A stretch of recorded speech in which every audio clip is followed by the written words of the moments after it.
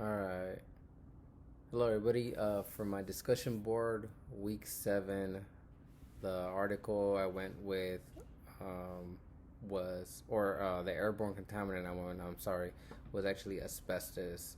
So the APA citations right here, and then also the hyperlink is below.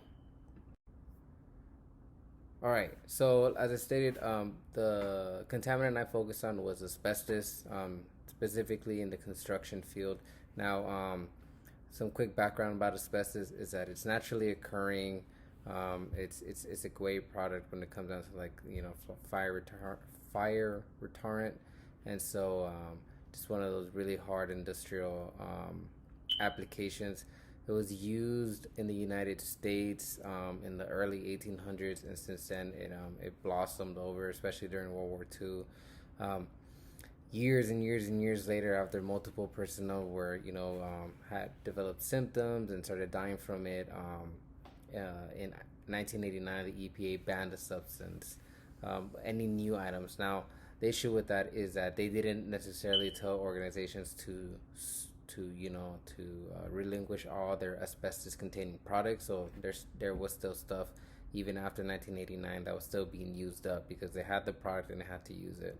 Um, Overall, the biggest hazard when it comes down to asbestos and how it relates into construction is in two areas. One is in the renovation, where you're basically, like you're tearing down a wall just to put up a new one. And then the second thing is a full blown demolition operation.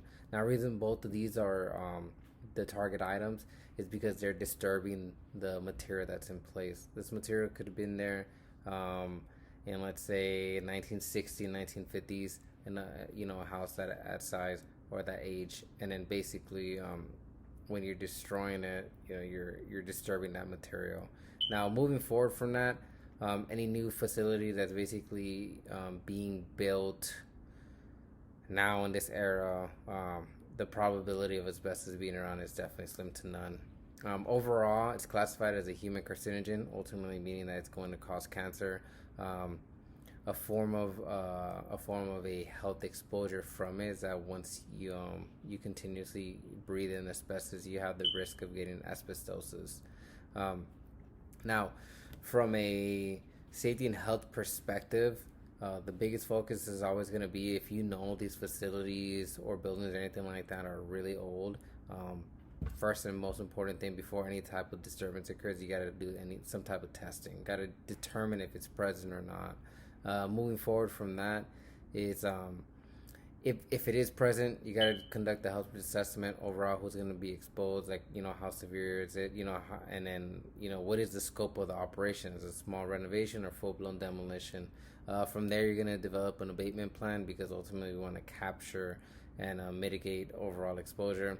And then one of those key methods is like a wet removal process where you wet the item, you go ahead and bag and tag it, and then now it's controlled and enclosed, and it can't disrupt and then get breathed in by someone. Um, Another control method that can be used from a safety and health application is respirators. Various different types of respirators, but overall the biggest concern is breathing that inside your lungs. So that's where it ties into the safety and health point. All right, now for my personal assessment, the article itself it's very informational. It has a lot of great content.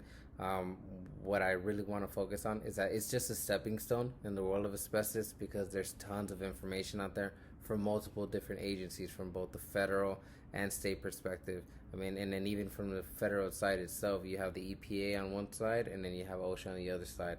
Everybody providing their pieces of puzzle. It's very easy to read, and I would definitely recommend it to others that have